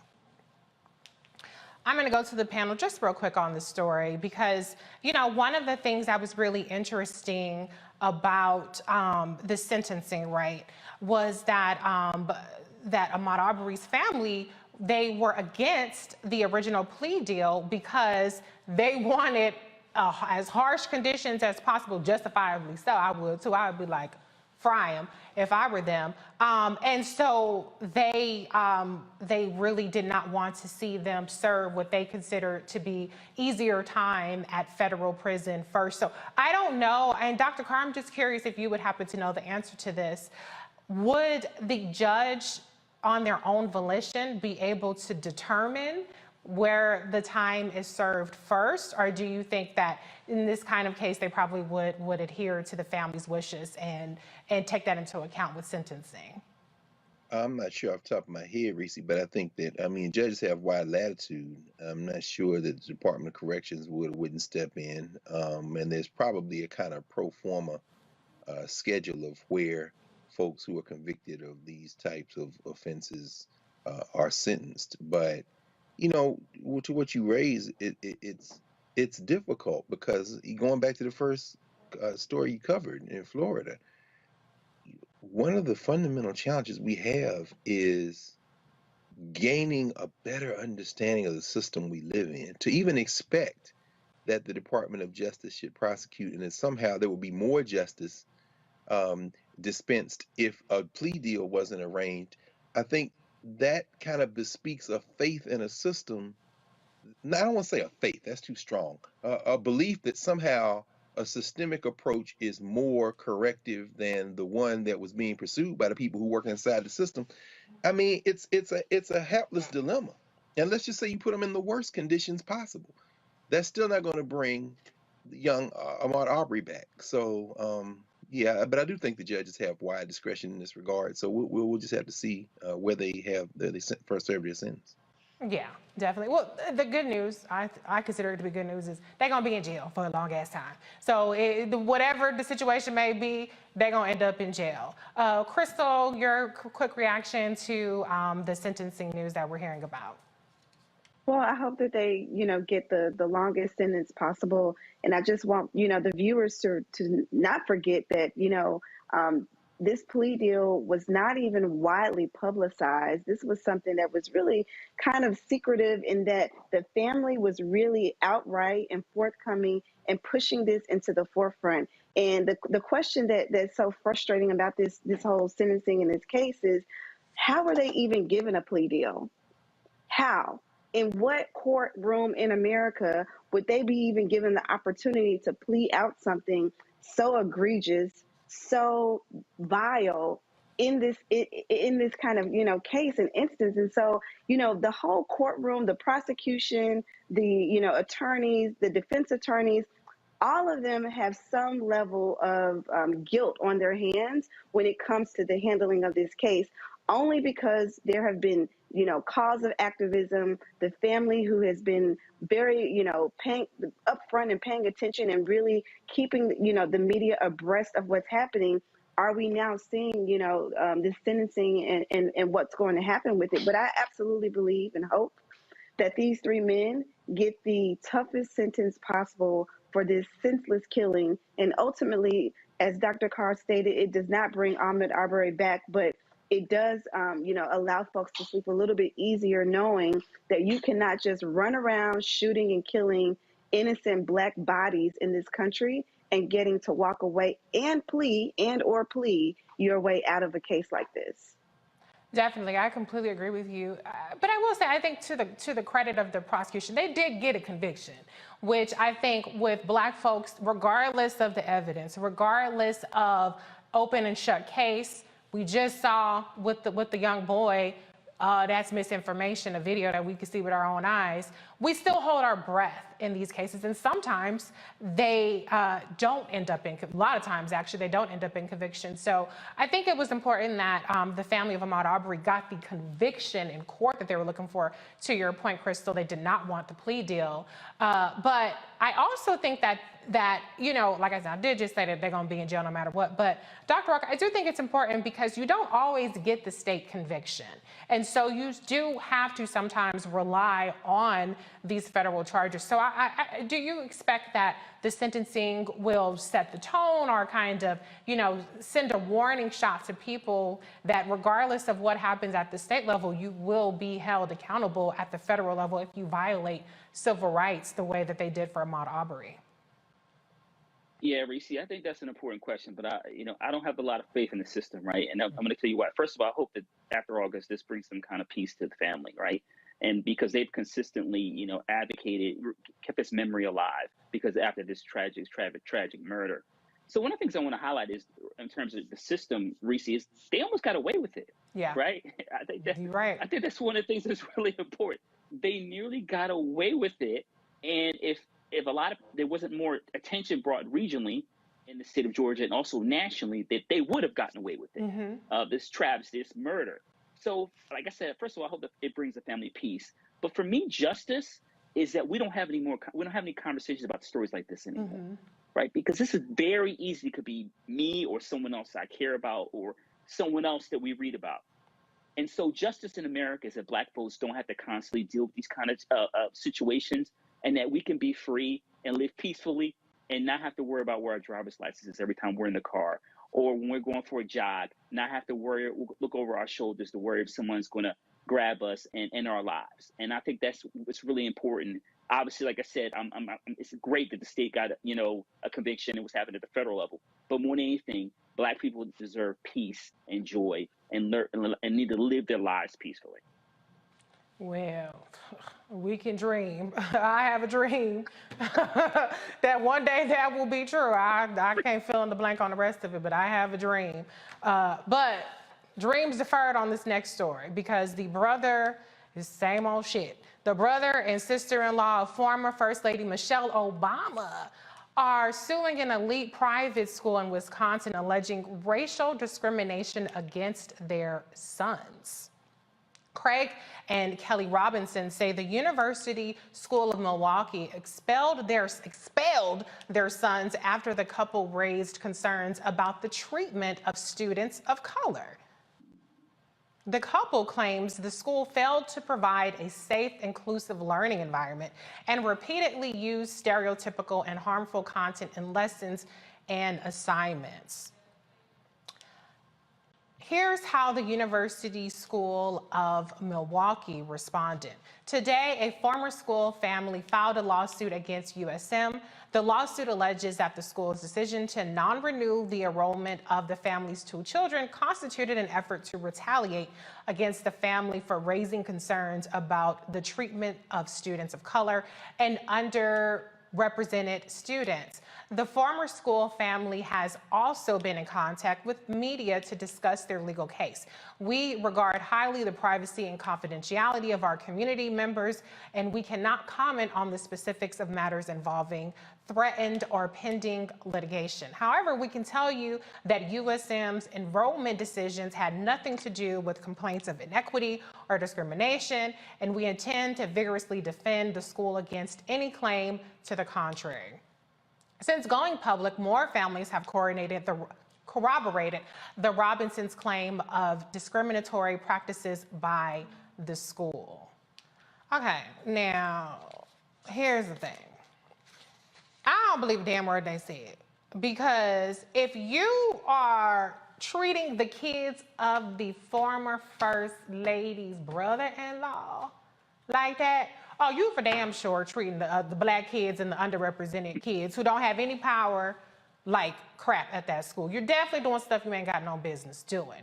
Because I ain't throwing no shade. I'm not trying to say nothing to cast aspersions on the character, but I don't know Craig and Kelly Robinson to be really like picking up picket signs and out there marching in Black Lives Matter. Maybe they did it and I missed it, I don't know. But they don't really seem like the kind of people that's really trying to push the envelope too far. They probably just wanted their kids to go to school in an inclusive environment. That's my speculation. So if they're raising an issue that has now been corroborated, according to the Robinson family, by 40 families, there's a problem there. Kelly, what's your reaction to, I'm sorry, Crystal, what's your reaction to this story?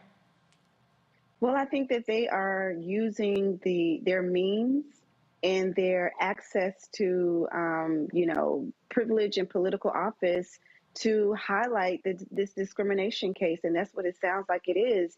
And the fact that 40 other families have corroborated this, then they're not singled out. They're not, asking for special treatment based upon their political affiliation, based upon their political,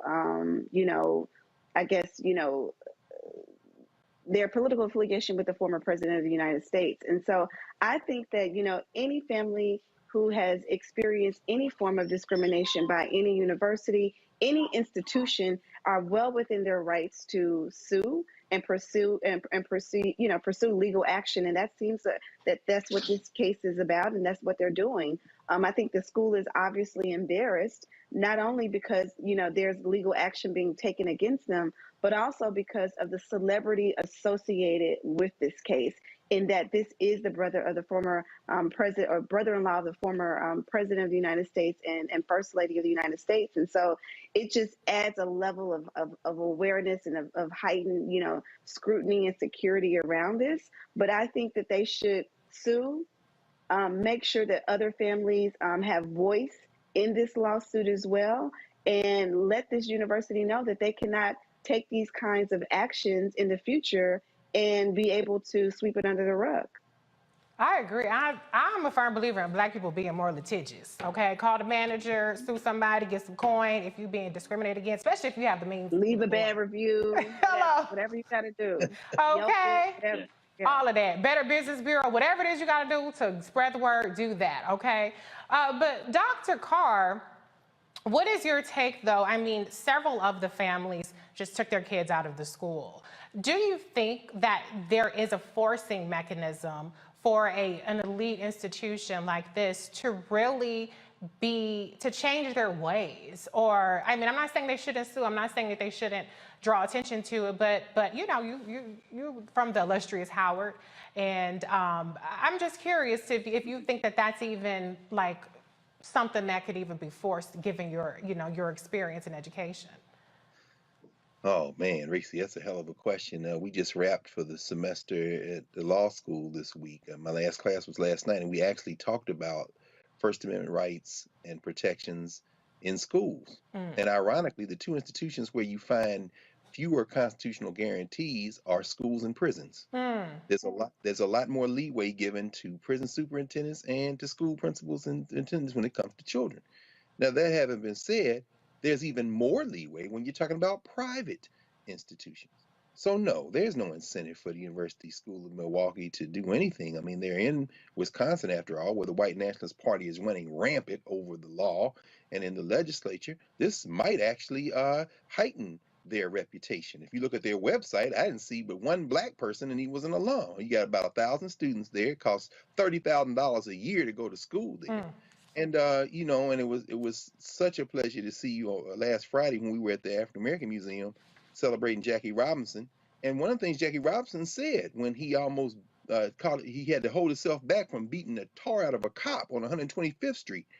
He said after the police apologized to him for the confrontation, he said, "But it shouldn't have to be because it was Jackie Robinson. Right. If I hadn't been Jackie Robinson, they'd have beat me up." So with all due respect to the Robinsons, let me be very clear about this.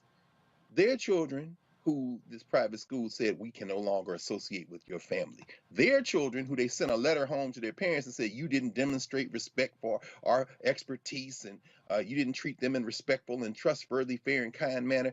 Their children are going to be okay. Yeah. It is those babies who don't have a recourse, who are suffering every day this kind of thing. So, just because we Black and this gets some attention, this should draw even more attention to the fact that what you said, these aren't the ones who necessarily make a lot of noise. Well, you know what? Come on over to the side and fight for the babies who don't have $30,000 a year for private school education. I know that's right. Because look, they said take your funky ass to 30,000 or 60,000 in this case and go on, because we're going to continue to do our white stuff the way we want to do it. If you don't like it, too bad. We don't need you anyway. But to your point, Dr. Carr, the ones we really need to be worried about, the ones who, they getting $30,000 from public school education funding for a whole class full of kids, you know, and they don't have the books and they don't have iPads or whatever, so they don't have ventilation in their classrooms, heat, anything like that. That's what we really need to be concerned about. But, you know, you still got to pay. You got to remind folks that this kind of stuff is happening regardless of your socioeconomic status. You can't outrun being black. You can't outrich being black. There's nothing you can do about that, because they're going to always remind you. Dr. Walker, you're an educator as well, so I just want you to get the last word on this topic. So, Reese, I think it's important to keep it 100 in this conversation. They have been probably doing this for years, right? Listen, especially these private schools. I mean, it's different than public schools have certain mechanisms in place that you can hold people responsible. Private schools, especially the affluent ones, with all their money, listen, they've been doing this for a long time. And what happened is Robinsons just had the political clout to call them out. Yeah. It's just that simple. And I think also it's important for all those kids who were attending that school, who may be there on partial scholarship or et cetera, who've been catching hell for years. Hopefully this forces the administration, whoever the board of trustees, et cetera, to make some changes now that they're getting all this political pressure they don't want. You don't mess with someone who's affiliated with former president of the United States' family. Yeah. That's just a bad political move. And now they're paying for it. But the bottom line is they've been doing this for a long time. My wife and I had a situation, we had to pull our son out of a private school very early on because we just didn't like the way that the language they used. And I know a lot of other black folks, similar situations have happened. So listen, this happens all throughout the country, and we have to make sure we protect our black babies. And, as we talked about in this conversation, this is happening all the time, and it happens a lot in private schools. You're right. And I'm not in any way trying to insinuate that because black children are wealthy, that they should not be given the protections of not being in a racially hostile environment, because I don't believe that at all. I think, like you said, we need to protect all our babies. The wealthy ones, the partial scholarship, the full scholarship ones, the ones at the public schools, charter schools, whatever, they all need to be protected. And they all need to come up in an environment that is constructive and healthy and empowering for them. So let's move on to Tennessee. A bill requiring Tennessee students in grades 5 through 8 to learn about Black history just needs the governor's signature. Senators approved House Bill 2106 in a 27-3 vote, while the House passed the measure in an 80-2 vote. Supporters of the bill say it's important to ensure students get a truthful, well-rounded view of history. The reason why this is important is there are a lot of really great Tennesseans like Samson Keeble, who was the first African-American elected to the Tennessee General Assembly, or like Bessie Coleman, or like Wilma Rudolph. And we want to make sure that that continues to be a part of our history and our schools. And so then one day, hopefully, there won't even be a such thing as Black history. It will all just be so melted into one that it will not have to be defined that way. Once the governor signs the bill into law, the State Board of Education will review current social studies books and decide which Black history lessons to add to the curriculum.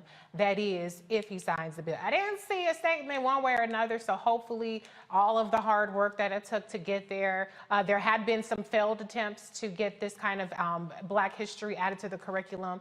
So hopefully this time he'll sign it. With that kind of bipartisan support, it should happen, but we did see what homeboy Glenn Youngkin up in Virginia did with widely supported bills. If there was a Democrat attached to it, he vetoed it. So let's hope that the governor down there is a lot better, at least on that regard. So speaking of racist behavior, a Black Tennessee mayor declares April as Confederate History Month. I'm gonna read that again. Black Tennessee mayor declares April as Confederate History Month. We're going backwards, Mayor Livingston, Tennessee Mayor Curtis E. Hayes signed the proclamation surrounded by members of the Sons of Confederate Veterans. Y'all see this? My goodness. Here's the caption that accompanied the photo. A contingent of compatriots with Sons of Veterans Myers, Zolcoffer, Camp 1990 recently met with Livingston Mayor Curtis Hayes for a signing of a proclamation designating April 2022 as Confederate History Month in the town of Livingston and urging all citizens to avail themselves of the opportunities to increase their knowledge of this important era of Tennessee's history. Celebrated in southern states, Confederate History Month began in 1994. Mississippi is the only southern state that officially declared April Confederate Heritage Month in 2022. Ooh, child. Okay, I don't know. Can I go to the panel? Okay, sorry, I'm breaking the third wall here. But I want to talk about these two Tennessee stories because, first of all, I looked up this mayor. He's nonpartisan. So I did. I was going to drag him because being Republican, Democrat, he's nonpartisan. Some of you nonpartisan, you independents, y'all a little cray-cray too, okay? Don't think just because you not a political party that you off the hook, that you got it right, because this person didn't get it right. But I just think it's interesting with all this anti-CRT, we don't want to teach history, y'all want to teach Confederate history, because y'all know y'all lost, and y'all know y'all was fighting for slavery, right? So I'm trying to figure out why y'all are trying to talk about Confederate history, but you don't want to talk about American history. It doesn't make sense to me, but we know it's propaganda, right, Crystal? What do you have to say about that? I just want to say, one, I'm a native Tennessean. I'm from Memphis, and I know Dr. Carr's brother lives in Nashville, and I've been on the panel with him before. But I want to just say it's so interesting that this first story where Senator Ackberry is up speaking about, the legislation that hopefully she likely co-sponsored. She's saying that she hopes that this gets passed and signed by Governor Bill Lee, which I don't have any faith in Governor Bill Lee, that he will actually sign that. So we have, this conversation about Black history on one hand, and then we have this other conversation where a Black mayor of a small town in Tennessee is essentially, I think we need to check and see if he was drugged. We need to check and see if he was given some kind of sedative to actually produce that proclamation, because I just don't believe that any person in their right mind would do that with all of those kinds of white supremacists standing behind him, draped in a Confederate flag. So my first question is, was the brother drugged? That's what I want to know, to all the Tennesseans watching this and this broadcast. And I want to know, why aren't people raising the flag about that? I'm looking at you, the Equity Alliance, Tequila and Charlene, and all the Black folks who run, grassroots Black-led organizations in the state of Tennessee. Where are you all with raising the roof about this? This is ridiculous. But on the other hand, as it relates to critical race theory, isn't it ironic that we're living in a moment in history where people like, Governor Bill Lee, people like Governor Ron DeSantis, people like Governor Abbott down in Texas, they don't want critical race theory taught in schools, which we already know it's not. Right. But at the same time, you're having a mayor create a proclamation about the Confederate history. We're having to ask in codified language in state legislatures about Black history, but we're also saying we don't want to teach critical race theory. And so, this is just more continuation of foolishness that happens in Tennessee, unfortunately, and we're making headlines again for all the wrong reasons. Well, to your point about drugs, white supremacy is a hell of a drug. And it don't have to be sniffed or snorted or you don't need a needle, nothing. You just look for it. That's it. But, it's giving me Clay and Bigsby, because, that image, but Clay and Bigsby was at least blind. He didn't see that he was a Black man. You were a Black man doing this kind of stuff. So that's very, very weird. Dr. Carr, you have roots in Tennessee as well. What's your reaction to both of these stories? I think it's very American. I'd like to congratulate Curtis Hayes Jr. The drug that he is high on is called America. And I hated the sister to say that one day we might not need Black History Month. I mean, that's obviously absurd, but it's based on a fundamental misunderstanding of where we are in this settler state. And it's common to have that understanding, that misunderstanding. The Confederate States of America were traitors to the United States of America. And so, wait, they weren't. Because after the war, their land was returned to them. That's where Black people got sold out in places like South Carolina and Mississippi. They are allowed, they're still allowed to celebrate their traitorous act as an act of patriotism. That's why the governor of Mississippi, Tate Reeves, with that bad Dollar General store mop on his head, was able to declare that the whole state Confederate celebration. And as you say, Crystal, I mean, we know that Memphis is black as hell. And where I'm from, Nashville is black enough for the white nationalists and the Tennessee legislature to try to slice and dice to continue this minority rule so they can make Tennessee the latest state in the South to join the ranks of Rhodesia and apartheid South Africa. But where this boy is from, Curtis Hayes Jr., is halfway between Nashville and Knoxville. And I got family up in them hills near Silver Point and all that kind of stuff. Curtis Hayes lives in a city where it's about 4,000 people, and all but maybe 1 or 2% are black. And talk about black history. Listen, there are two types of ways to approach multicultural education. One is called infusion. That's the Tennessee bill. And Lee might sign it. Why? Because if you understand education, you understand that signing a bill to mandate teaching doesn't translate into it being taught. Right. You see, standards don't translate into what happens in the classroom. The other way to do it is the independent standalone courses. You see, that's a different kind of war. So actually, Curtis Hayes would fit perfectly in executing that bill. Why? He is able to trace in that little town of Livingston, Tennessee, his great-great-great-grandmother who was formerly enslaved and is celebrated in that little town in Black history. He has won Black History Awards. He was the first Black Livingston Police Department member of the police department. He was the first Black sheriff, deputy sheriff. He married a white woman. He is an ultimate success. We just had a story about Craig Robinson, right? But anyway, the point is this. What does assimilation look like? Assimilation, thy name is Curtis Hayes. Well, Dr. Walker, you got to follow that. Sorry. What's your comment? Reese, I want to think about one of our great rhymers of all time, Chuck D, when it once said, "Every brother ain't a brother," and that's pretty much for me summarizes. I mean, beyond the fact that was he drugged or not, where are his folks at to say don't do this? Yeah, that's the real question. Where are his people to say, listen, don't do this. This is a bad look. This photo, people will see this photo for forever, and that long after you're gone. And in terms of this, what's that happened in Tennessee in terms of signing this Black History bill? It's interesting because some of the same states are finding, talking about everything is in CRT.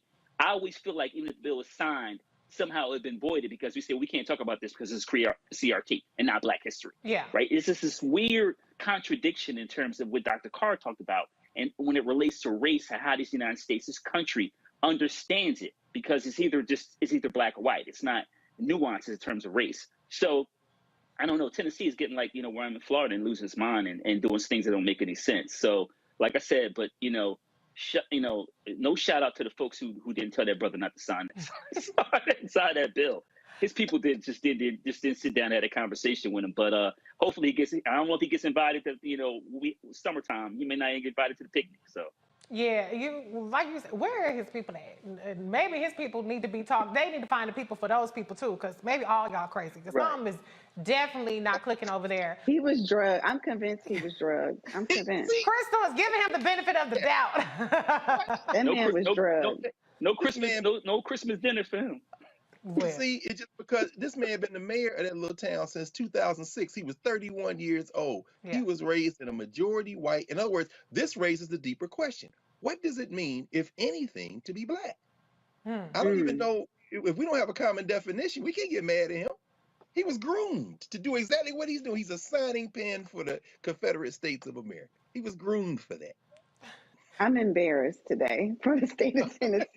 I'm embarrassed. Well, we're going to focus on the positive. The positive is got a little song, maybe Black history. But to Dr. Carr and to Dr. Walker's point, I mean, it's the first step, right? There has to go through this long review where parents get to give input into what they think should be included, yada, yada, yada. So it's years away from being implemented. But I do appreciate, because I think it's hard being a legislator, particularly a Black legislator in these red states that are really, and a lot of activists will say that they're not red per se, they're just under tapped into, in terms of really, exciting the electorate. You have people like Gary Chambers that's running, and he laid out the receipts in terms of the electorate and what it can look like if Black folks voted. So I think, it's hard to be up against so much, but they still try to do things like that. So I'm going to salute the legislators who got this version passed. It may not be, you know, Black Panther, fist held up high type of, you know, education, but it'll be more than what they had before. So keep working at it, and that's great. And can I just say one more thing, Reese? Dr. Carr, I'm going to talk to Ramesh about doing away with Black history. We were going to always need Black history, but I know Senator Akberry, and so I'll just remind her about that language and how it's not helpful. But I understand why she, you know, put this legislation forward. But the doing away with Black history, we're going to always we always need Black history, more of it. Appreciate you, sis. Yeah, I agree. I know you are. I know you are. Well, like yes, I told Jane I'll be Elliott. texting her after this. Right. Well, I remember when Jane Elliott was on the show with CJ, Dr. Carr, you probably remember this, CJ Pearson was on, and she said, we need to all give up our titles. I said, nah, I'm going to always be Black. Y'all can give up white, but I'm going to always be Black. So, yes, we're going to always need Black history, point blank, end of period. And we celebrate it every day. We don't need a curriculum, but thank you anyway for your advocacy and getting it into the curriculum. Senator Akbari. You're watching Roland Martin Unfiltered on the Black Star Network. We'll be right back.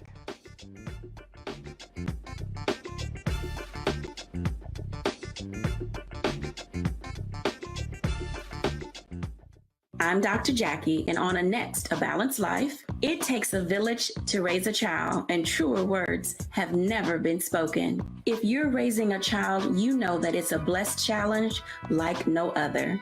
Even more so if your child has a disability. We'll talk to parents and our expert panelists about the best way forward for your child to help you maintain your own sanity on A Balanced Life with Dr. Jackie on Black Star Network.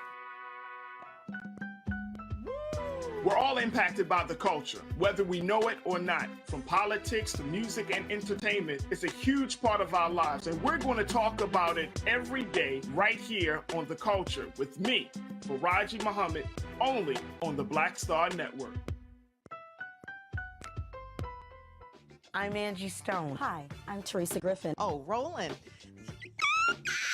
Hey, Roland, I am so disappointed that you are not here, first of all.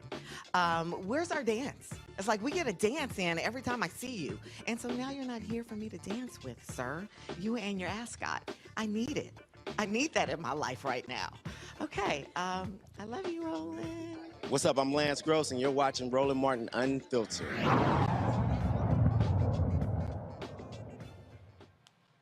The Chicago childhood home of Fred Hampton, one of the most prominent faces of the Black Panther Party, is now recognized as a historical landmark.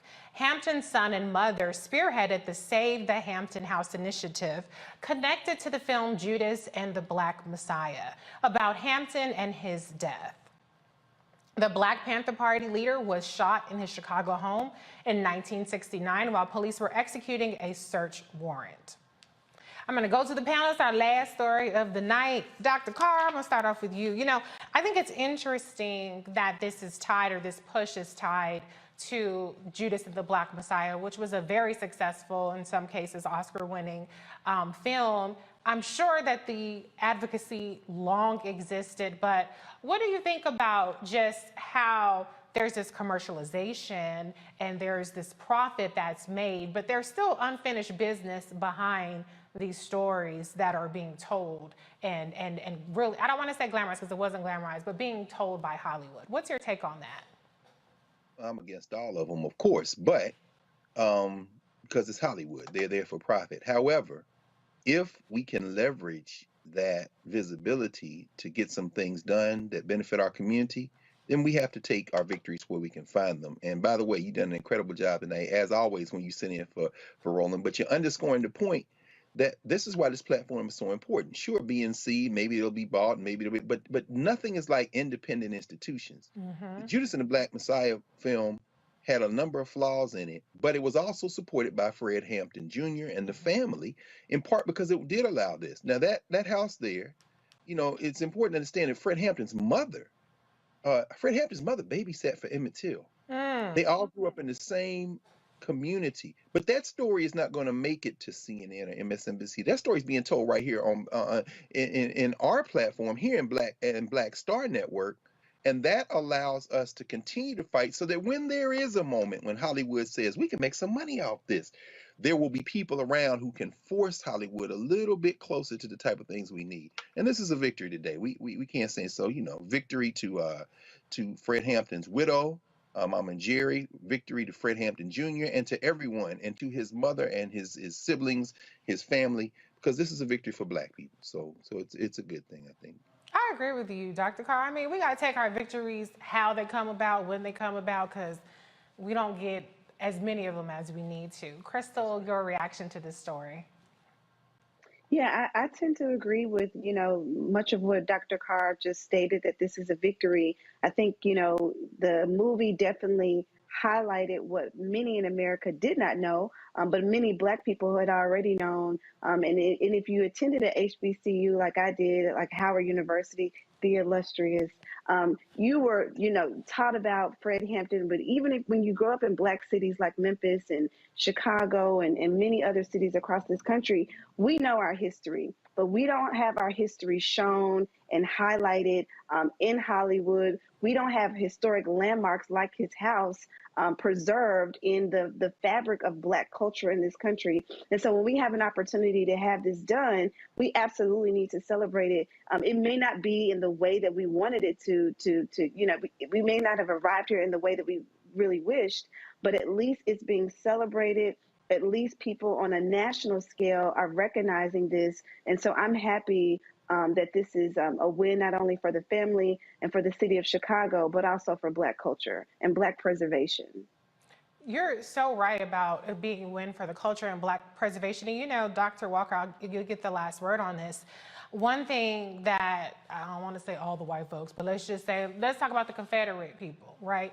They are very serious about their landmarks, about their statues and their this and their proclamations and all that kind of stuff. And I believe we are too, but we don't always get that institutional support from the various systems, whether it's the city, the government, or whoever, to mark these important landmarks and these historic figures outside of what we can consume on TV. So can you just talk a little bit and close us out about the importance of just landmarks generally and how we really need more of them that are preserving our culture, as Crystal just said? Yeah, so Reese, it's important to make that connection between like landmarks and causes, right? Mm-hmm. He and also the reminder that Hampton was murdered, right, at a young age, right? He had his life ahead of him, and so like many of our civil rights martyrs, it is important, like I said, to make sure there's a connection between what his message was as a member of the party and have a broader conversation. So if we can have school children in Chicago metropolitan area and other places visit the site where he was killed, we can have a conversation about what freedom is in America and what historically has happened to Black folks who have fought for freedom in this country, what happened to Hampton, what happened to King, etc. Right? So we can have a broader conversation. We talk about this issue of history, particularly what happens in Black history. We can have this broader conversation, not only with Black kids, but remind other kids about how they benefit from a system that has historically done this to Black folks who have fought for freedom. That's such an important point to make. Let's also make sure that we're marking the causes. Let's not water it down. Let's not quote one little quote that makes people feel good. Let's make sure that we continue to recognize the whole of what, like you said, our civil rights martyrs and our historic figures and even current day civil rights activists are fighting for. So with that said, that does it for us here at Roland Martin Unfiltered. I want to thank my panel, Dr. Larry J. Walker, Dr. Greg Carr, and Crystal Knight. A big thank you to you for joining us here on Roland Martin Unfiltered, streaming on the Black Star Network. If you haven't done it yet, download the Black Star Network on all of your devices. You can download it on your iPhone, your Apple TV, Android TV, Roku, Fire TV, Xbox One, and Samsung Smart TV. And as I said in the little promo video, the video quality is impeccable because y'all be complaining about, it looks like this on whatever. Go ahead, download the Black Star Network, and now you can get the high quality video. If you would like to support us so we can continue bringing you the stories that matter to us, checks. You can donate.